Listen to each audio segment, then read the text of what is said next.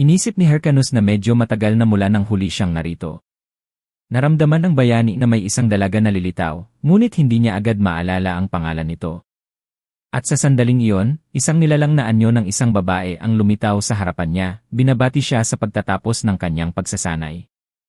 Ipinakilala niya ang sarili bilang si Ariadne at ipinaliwanag na narito siya upang tumulong sa pagpili ng klase. Ginamit niya ang kanyang kapangyarihan upang ipaliwanag na kailangang pumili ng isang batayang klase, na ang mga kasanayan nito ang magtatakda ng magiging landas ng isang tao.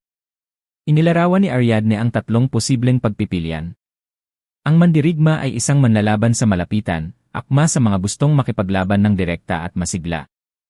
Interesado si Hyrcanus dito, ngunit naunawaan niyang sa isang larong pang isang manlalaro, masyadong mahirap ang klaseng ito, kaya't tumanggi siya. Pagkatapos ay ikinuwento ni Ariadne ang tungkol sa klerigo, isang suportang klase na kayang magpagaling at magpalakas ng kakampi gamit ang mahika. Ngunit mariin ding tumanggi ang bayani, at idineklarang wala siyang balak mag-aksaya ng oras para tumulong sa iba. Isa na lang ang natitirang pagpipilian. Napangiti si Ariadne at sinabing ang natitira na lamang ay umasa na magiging sapat na kapanapanabik ang laro para sa kanya. Hindi nagtagal ay inanunsyo ng sistema na napili na ang kanyang batayang klase at siya ay dadalhin sa tour ng kanyang klase. Pagdating niya roon, sinalubong siya ng isang matandang nakaupo sa ibabaw ng isang dambuhalang aklat. Binati nito si Hyrcanus bilang isang batang mananaliksik ng karunungan at ipinakilala ang sarili bilang si Golko na magiging gabay niya sa landas ng mahika. Tinanong nito kung anong uri ng mahika ang nais niyang pag-aralan. Sagot ni Hyrcanus, nais niyang pagharian ang itim na mahika. Sandaling tumahimik ang silid. Muling nagtanong ang matanda kung ang tinutukoy ba niya ay mahikang nakabatay sa lupa, ngunit nilinaw ng bayani na tiyak niyang tinutukoy ang itim na mahika. Nabigla si Golko at tinanong kung paano niya ito nalaman, dahil ang itim na mahika ay kumakain ng kaluluwa ng gumagamit nito. Matatag na idineklara ni Hyrcanus na alam niya yon at handa siyang isugal ang lahat. Nanginig si Golko, hindi makapaniwala, ngunit sinabi niyang handa siyang magsimula agad. Ipinakita nito ang kanyang tunay na anyo, at mula sa pagiging mabait na matanda, bigla itong naging isang buhay na kalansay. Tumawa si Golko, inamin na matagal na mula nang may kabataang handang tahakin ang landas na iyon. Ipinatawag niya ang isang aklat ng itim na mahika sa harap ng bayani at inalok itong ipatong ang kamay dito. Gayunman, muli niya itong binalaan na napakapanganib ng landas na ito para sa mahihina ang loob. Ngunit si Hyrcanus, hindi nagdalawang isip, ay ipinatong ang kanyang kamay sa aklat. Pinagtibay niya sa matibay na titig na ang kanyang puso ay malayo sa pagiging mahina. Sa sandaling yon, binalot siya ng itim na enerhiya. Tumawa ang kalansay, dama ang lakas na pumupuno sa katawan ng bayani. Napansin niyang sa wakas, may lumitaw na tunay na kawili-wiling tao. Naalala ni Hyrcanus ang isang maalamat na video mula sa kanyang nakaraang buhay. Ipinakita nito ang isang nekromanteng mag-isang tinalo ang isang raid boss. Naunawaan niyang ito ang uri ng kapangyarihang kailangan niya. Kaagad na inanunsyo ng sistema na siya ay naging isang nekromante at nakatanggap din ng piraso ng kalansay. Nabuhayan ng loob ang bayani at agad na nagpa siya na subukan ang kanyang bagong kasanayan. Inihagis niya ang bungo na nababalutan ng mahikang enerhiya sa lupa. Pagkatapos ay ipinabatid ng sistema na ang mandirigmang kalansay, pinatibay ng kanyang mahika, ay nagsimulang mabuo. Pinanood ni Hyrcanus kung paano nagbigay buhay ang kanyang mahika sa nilalang. Hindi nagtagal ay tumayo ang kalansay sa kanyang harapan, at naisip ng bayani na sa pagkakataong ito siya na ang magiging isang nekromante. Tumalikod siya at inisip na panahon na upang mag-level up, dahil malapit lang dapat ang dungtyo ng pagsasanay. Ngunit nang tignan niya ang kanyang kalansay, napansin niyang nalaglag ang ulo nito. Pareho lamang silang tumayo, tahimik na nagtitigan. Sa sandaling iyon, bumukas ang isang portal at ipinaalam ng sistema na pumasok na si Hyrcanus sa dungtyo ng pagsasanay para sa mga baguhan.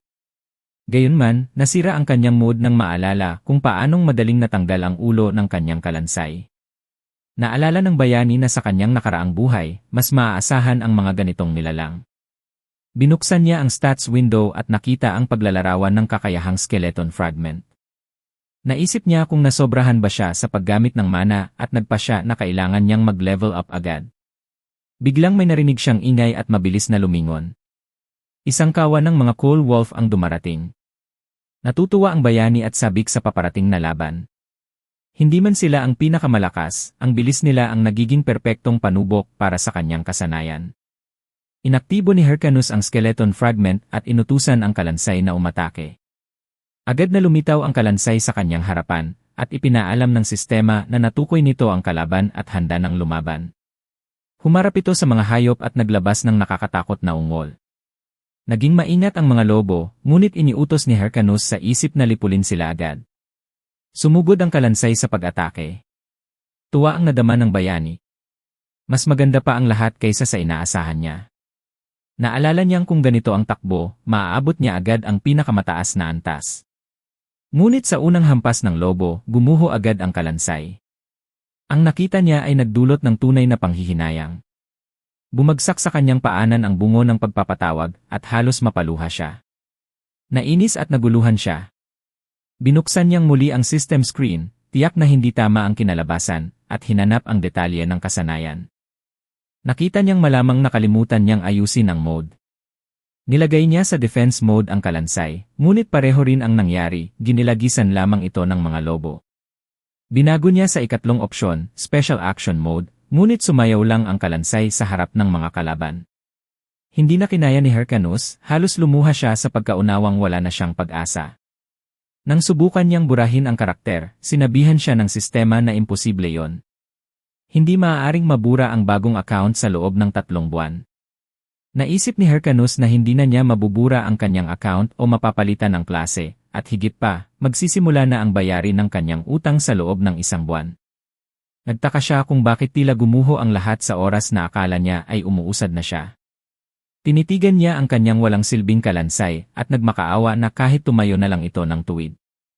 Naisip niya kung paano nakayanan ng maalamat na nekromante mula sa kanyang nakaraang buhay ang napakaraming laban. Bigla siyang naliwanagan. Binuksan muli ang stats window at napansin na maaaring mapaunlad ang kasanayan sa gitna ng laban. Naalala niyang habang nakikipaglaban siya sa mga Cold Wolf, parang pinag-aralan siya ng kanyang kalansay. Napangiti si Hyrcanus at inihagis ang isang pamalo sa kanyang alagad. Sinabi niyang maswerte ito na naging alaga niya dahil siya mismo ay minsang tinawag na isang henyo. Ngunit binigyang diin niyang sa laban, iisa lang ang batas. Sa mga salitang iyon, sumugod siya at nagbigay ng malakas na hampas, sabay dagdag na kung hindi iwas ang kalansay, mamamatay ito. Natalsik ang kalansay, ngunit agad niya itong inutusan na bumangon. Sumunod ito at muling tumayo sa harap niya. Paulit-ulit niya itong binugbog at mulit-muli itong bumabangga sa pader na bato. Sumigaw ang bayani, inuutusan ang kanyang alagad na huwag tumayo lang na parang tanga kundi matutong umiwas at lumaban pabalik kapag may pagkakataon. Pinunasan ng kalansay ang kanyang mukha at naghanda muli sa labanan. Ngunit ngayon ang kalaban muli ay ang mga Cold Wolf. Sa pagkakataong ito, nakaiwas siya sa mabilis na atake ng mga ito. Gumanti siya ng suntok sa panga at tinapos ng isang malakas na pag-ikot na sipa. Sapat iyon upang talunin ang lahat ng lobo. Pagkatapos ng tagumpay, humarap ang kalansay sa kanyang amo. Ngunit pinaalala ni Hyrcanus na hindi ito dapat madistraksyon habang nasa laban. Gayunman, lihim siyang natawa at inaming maganda rin naman ang huling suntok. Hindi nagtagal, ipinaalam ng sistema na tumaas ng ilang antas ang kanyang kahusayan sa kasanayang Bone Shard. Kontentong umiti si Hyrcanus at sinabi na mahusay ang ginawa ng kanyang alagad at pareho silang nag-level up. Makalipas ang ilang sandali, natagpuan ng bayani ang kanyang sarili sa panimulang nayon, Figas Castle. Inisip ni Hyrcanus na mabilis matuto ang kanyang estudyante, at matapos ang ilang araw ng karagdagang pagsasanay, kakayanin na nitong mag-isa ang mga dungsyon. Naniniwala siyang ito na ang mapagpasyang sandali. Una, kailangan niyang maabot ang 10 antas. Biglang may tumawag sa pangunahing tauhan. Lumitaw sa kanyang harapan ang isang matabang lalaki, at mayabang na tinanong kung alam ba niya na dapat mag-sorry kapag nabangga ang isang tao. Binaliwala siya ni Hyrcanus, iniisip na wala siyang oras para sa mga walang kabuluhan. Pinakamadali ay patay na lang ang mga ito at magpatuloy. Inis na itinaas ng matabang lalaki ang kanyang kamao, handa na sanang suntukin siya dahil binaliwala siya ng binata. Ngunit biglang may lumitaw na estranghero sa kanilang harapan at sinalo ang kamao nito. Sinabi ng lalaki na hindi basta-basta pwedeng umatake ng tao gamit ang mga kamao. Kahit na hindi natuwa ang matabang lalaki, mabilis din siyang kumalma, iniisip na kakutsaba marahil ang estranghero. Nanlamig si Hyrcanus nang mapansin ang kasuotan at matipunong pangangatawan ng lalaki. Pumasok sa kanyang isipan ang pangalan nito. Ang pangalan niya ay Matador Cheb. Isa itong maalamat na mandirigma mula sa nakaraang buhay ng bayani. Biglang pinagpawisan ng malamig ang bida, at hindi niya napigilang sumigaw para pigilan ang lalaki. Ngunit hindi ito pinansin ng matabang lalaki, at dumura pa sa lupa sa tabi ng maalamat na mandirigma. Sinabi nitong mas mabuti pang lumayo kung wala naman itong alam, dahil si Hyrcanus ang humarap sa kanya at hindi humingi ng tawad. Dinagdag pa ng matabang lalaki na tila hindi pa raw narinig ni Cheb ang kasabihang mata sa mata, ngipin sa ngipin. Sa unay hindi sumagot si Cheb, ngunit sa mismong sandaling iyon ay pinalabas niya ang isang nakakapangilabot na aura. Namangha si Hyrcanus sa kapangyarihang naramdaman niya. Ang ngiti ni Cheb ay naging tunay na nakakatindig balahibo. Pagkatapos ay nilinaw niya na dahil nasuntok na ito sa palad, marahil ay nararapat lang nagantihan niya ng pareho. Sumigaw ang kasama ng matabang lalaki, nagbabala na mismong si Cheb Matador ang nasa harap nila. Siya ang pinuno ng Red Bulls Guild. Isa sa 30 pinakamalalakas, isang baliw sa labanan na tinaguriang mamamatay. Nagtanong ang matabang lalaki sa takot kung ano ang ginagawa ng ganoong tao sa lugar na iyon. Ngunit hinawakan siya ni Cheb sa balikat at iginiit na sagutin niya mismo ang kanyang tanong. Lumingon ang lalaki at tumambad ang kanyang mukhang balot ng matinding takot. Pagkaraan ay kumaripas silang dalawa ng takbo, nagsisigaw ng paumanhin habang tumatakas. Tumawa ng malakas si Cheb at sinabi niyang natutuwa siya na maayos na natapos ang lahat. Tinapik niya si Hyrcanus sa balikat at tinanong kung ayos lang ba siya, sabay payo na huwag na lang pansinin ang mga taong kagaya nila. Ngunit bigla siyang umatras si Hyrcanus at tinabig ang kamay nito. Malamig niyang sinabi na sa susunod, hindi na niya kakailanganin ang tulong ng kahit sino. Napatigil si Cheb, naguguluhan at hindi maintindihan ang nangyari. Inisip niyang tila napakalamig ng ugali ng lalaki. Mabilis na lumayo si Hyrcanus, madilim ang mukha habang iniisip ang nangyari. Sandaling tuluyang nilamon siya ng kapangyarihan ni Cheb. Pagkatapos, nag-aalab sa galit, nanumpa siya na sa susunod nilang pagkikita, hindi na siya magiging parehong tao tulad ngayon. Kalaunan, nang mapunta siya sa dungsyon, patuloy pa rin niyang iniisip ang nangyari at malinaw na naunawaan ang malaking agwat sa lakas. Alam niya na sina Siri at Cheb ay halos magkapantay ng antas, na nangangahulugang para makapaghiganti, kailangan niyang maabot ang ganoong lakas.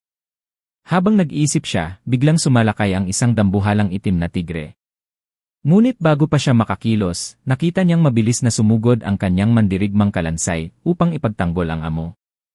Niluray nito ang halimaw sa isang iglap at pinako ito sa lupa. At dito na nagtatapos ang ating video. Maraming salamat sa panonood. Kung nagustuhan mo, huwag kalimutang i-like at mag-iwan ng comment sa ibaba. At syempre, kung hindi ka pa nakasubscribe, pindutin mo na yung subscribe button at ang bell icon para updated ka sa susunod nating content. Hanggang sa susunod na video. Ingat kayo palagi.